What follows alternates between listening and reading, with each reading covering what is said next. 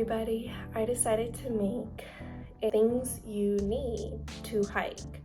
I started hiking when I was living in California. My dad and brother being Boy Scouts and have experience in hiking and camping, I learned a little bit of these things, but also I just learned on my own. When you do start hiking, pace yourself. So don't go into a 4 to 15 mile hike as your first hike, because you're gonna drain yourself out and your body's not gonna have enough energy to keep going, and it's very dangerous because you might get stranded in the middle of the woods. It can be very unsafe. So when I started to do like 2 mile hikes, then gradually up, especially in California, I did like 4 to 6 mile hikes. But again, I gradually kind of like trained my body. So you kind of have to train yourself. Also, if you do exercise and you know your body limits, listen to your body. So like after, for example, the 8 mile hike, oh man, I was so tired and my legs were sore even right after. And I knew that the next day, and I knew just in general to have a rest day. I wasn't going to strain and stress my body that it doesn't need. On average, I do at least 2 to 4 miles a day. And eventually, I do want to go 8 mile to like maybe a 20 mile hike.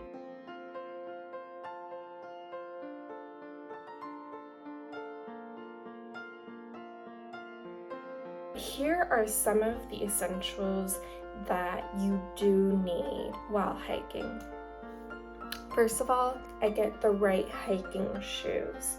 I got this at Ray because they are just well known for their outdoor equipment, and they're really good on that, and they have specialists who can help you get the right shoe. They'll be asking you questions like, when you go down a hill, for example, does your big toe like hit this shoe, and you want maybe like a shoe that doesn't bother it and get blisters and stuff like that.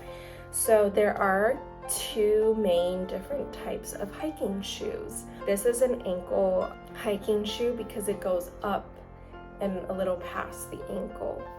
And so if you're gonna do more intense hikings and also like longer hikes as well, just get yourself a nice hiking shoe that also covers your ankle, because there are ones that just go up to here, and that's like, I would say, like if you're gonna go on an easy and moderate hike. So I do highly recommend this type of shoe if you're gonna go on longer hikes. Also, it can also prevent getting ticks from like biting into your skin. Another example is a hiking bag or just a regular bag. You can get a regular school bag, doesn't matter. I like to carry a bag because I need to carry my water bottle, my keys, and my wallet. Also got it at Ray. So I keep my keys and wallet and some protein bars in the front pocket so that I just have easier access to it. And then in the main, I usually keep my water in there, and I also keep an extra water bottle. That's also another advice.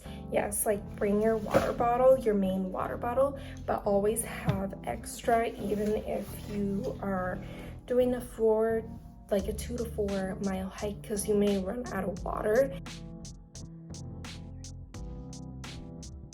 I would also include a compass, a whistle, because, for example, a whistle, when you get lost and you're deep in the middle of nowhere and there's no signal on your phone, you don't get to lose your voice. And then also like keep a first aid kit. Another essential with your hiking shoe, get wool socks. Don't wear your regular I don't know, everyday socks because they're going to give you blisters. I'm just saying from experience, and they're gonna make your like toes and feet bleed, and it's gonna be painful when you're like walking back to your car. So always get your wool socks because they protect you not only from having very good conditioned feet, but also last week I went into an unknown area and they have longer grass and longer bushes. And here in Northeast Ohio, we have horse ticks, and they're pretty big. You know, ticks are a hassle of getting off of, and I had at least a dozen swarming me. I had at least like 6 ticks attacking my ankle, right around this ankle. And they were trying to bite, but because the wool sock is thick, it's going to be a lot more difficult for them to access your skin. But these are so good. I got these on Amazon.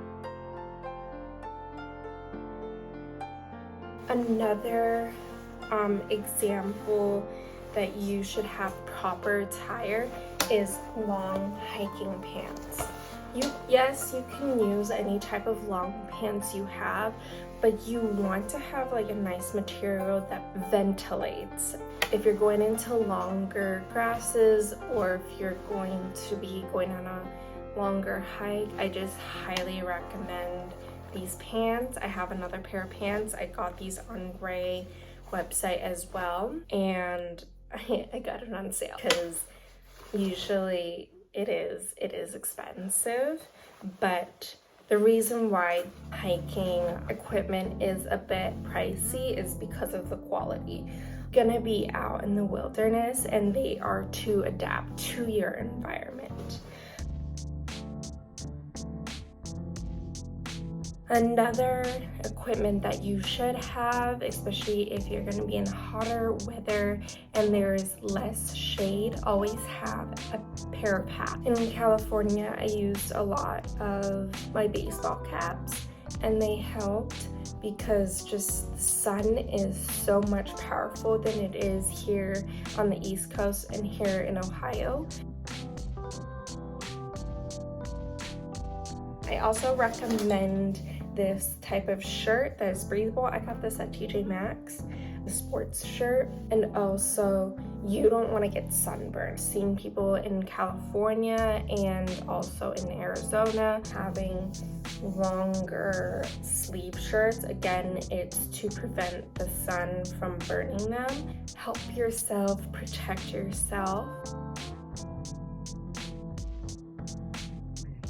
Okay, another important advice is know where you're going.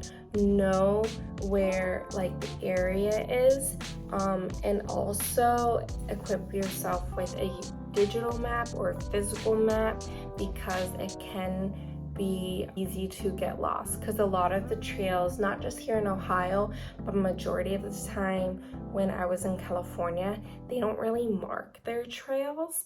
It's just like you see a trail that's been walked on. But I use AllTrails, and you can either be hiking, biking, canoeing, and there's like a few other outdoor activities on there, but it will show you the trails and like where you want to go. It will also tell you the estimate of how long it takes, how long most people it took them. So like a lot of people also like review on it, like, hey, like this is a beautiful trail to access. It took me about blah blah blah this time. Sometimes do read the reviews, because some people are like, hey, this is not an easy access place. It's kind of hard to find. And also the trails are not marked. So that's when you use their map. And each of the trail that shows up, you can view a map of the trail. So it will tell you like where you're going. And then also you can time yourself, which is really nice. And then also it can, before you get to the trail, will tell you the coordinates and take you to Google Map of how to get to that trail.